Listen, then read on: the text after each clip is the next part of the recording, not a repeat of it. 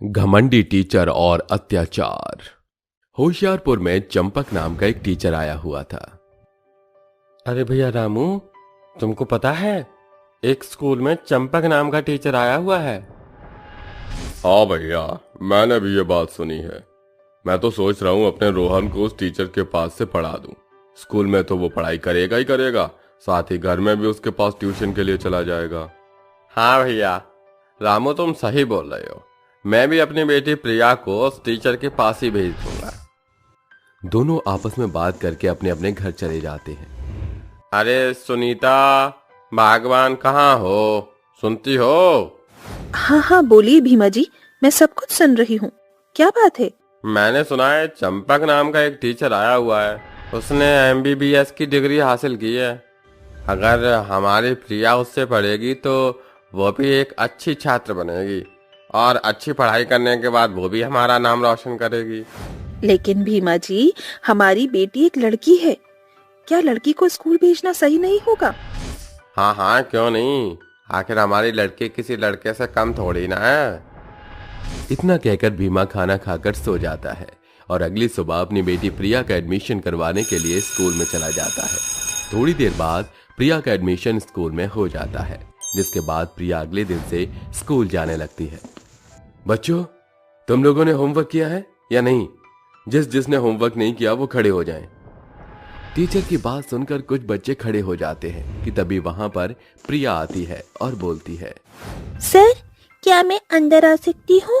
कौन हो तुम और इस तरह अंदर आकर ये पूछ रही हो कि मैं अंदर आ सकती हूँ या नहीं? पहले तो तुम तमीज सीख लो कि क्लास के बाहर खड़े होकर अंदर के लिए पूछा जाता है। सॉरी सर, मैं आगे से ध्यान रखूंगी। ठीक है, अब अंदर आ जाओ, तुम्हारा शायद न्यू एडमिशन है। उसकी ये बात सुनकर प्रिया क्लासरूम में अंदर आ जाती है, जिसके बाद वो पढ़ाई करने लगती है।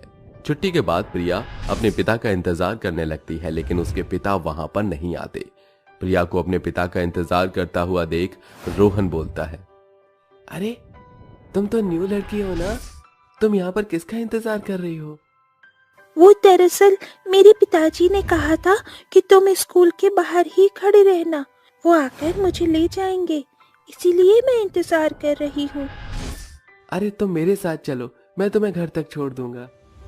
उन दोनों को बात करता हुआ चंपक देख लेता है, जिसके बाद वो अपनी मोटी सी छड़ी लेकर आता है और रोहन को मारता हुआ बोलता है, क्या तुझे पता नहीं कि छुट्टी के बाद किसी भी लड़की से बात नहीं करते? तो तू इस लड़की से बात कैसे कर सकता है? लेकिन सर जी, ये तो बस मेरी दोस्त बन गई है। तू मुझसे जबान लड़ाएगा? तेरी इतनी हिम्मत?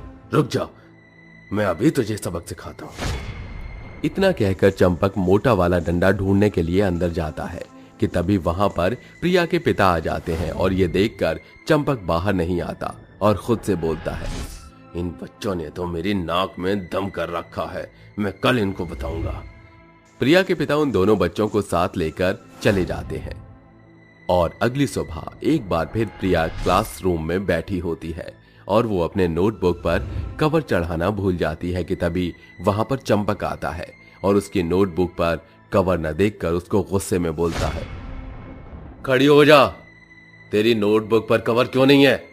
सॉरी सर, पर मैं अभी इस कक्षा में नई छात्रा हूँ, तो मुझे कुछ पता नहीं है। मैं आज सब इन्फॉर्मेशन ले लूंगी और कल से सारे रूल फॉलो करूंगी।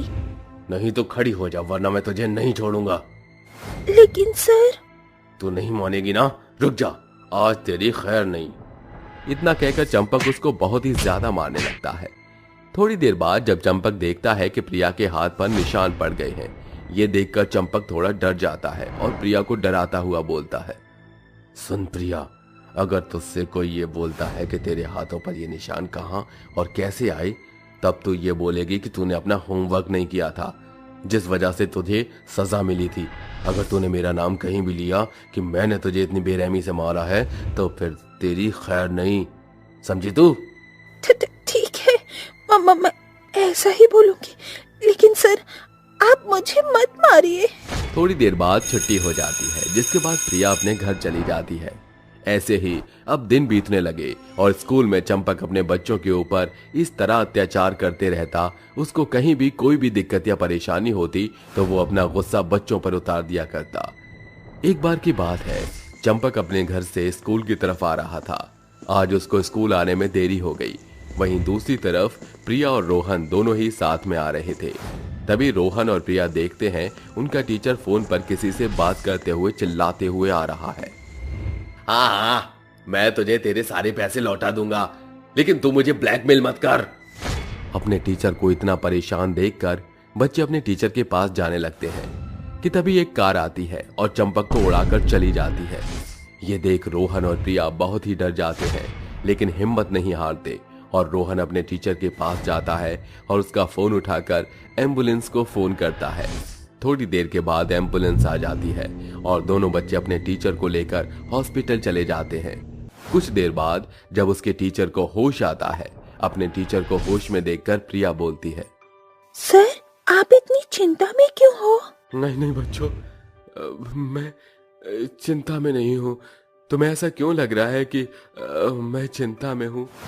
सर, हम लोगों ने ये देखा कि आप फोन पर चिल्ला रहे थे और तभी आपका एक्सीडेंट हो गया। चंपक को अब अपने किए पर पछतावा होने लगा और वो रोते हुए बोलता है, बच्चों, मैंने तुम लोगों के साथ कितना गलत किया, हो सके तो मुझे माफ कर दो। मैंने तुम्हारे साथ बहुत ही गलत किया है। मैं अपनी परेशानी का गुस्सा तुम सभी बच्चों पर उतारता था लेकिन आज के बाद मैं तुम पर कभी गुस्सा नहीं उतारूंगा। मैं तुमसे ये वादा करता हूँ ये सब आपस में बात कर ही रहे होते हैं कि तभी वहां पर डॉक्टर आ जाता है और उससे बोलता है, मैंने आपको और बच्चों को बात करते हुए सुन लिया। आपको अगर कोई परेशानी है तो आप बता सकते हैं, लेकिन इस तरह चिंता लेना आपकी सेहत के लिए खराब होगा। मैं और मेरी पत्नी घूमने के लिए शिमला गए हुए थे और वहां पर हम लोगों ने रूम रेंट पर लिया हुआ था। हमें नहीं पता था कि वहां पर कैमरे लगे हुए हैं और जब हम लोग वापस अपने घर आए तब वहां से मुझे धमकी भरे फोन आने लगे।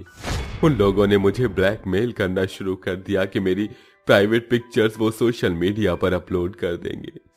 बस यही बात है जिसकी वजह से मैं चिंता में रहता हूँ। तुम ये सारी चीजें पुलिस को बता दो। इतना कहकर डॉक्टर पुलिस को फोन कर देता है और थोड़ी देर बाद जब पुलिस आती है तो चंपक पुलिस को सारी बात बता देता है और उसके बाद पुलिस उस ब्लैकमेलर को अरेस्ट कर लेती है और कुछ दिनों बाद चंपक भी ठीक हो जाता है और अब एक बार फिर वो अपने स्कूल में जाकर बच्चों को पढ़ाना शुरू कर देता है। लेकिन इस बार चंपक का बच्चों के प्रति व्यवहार गुस्सैल और मारपीट वाला नहीं, बल्कि एक शांत स्वभाव वाला था।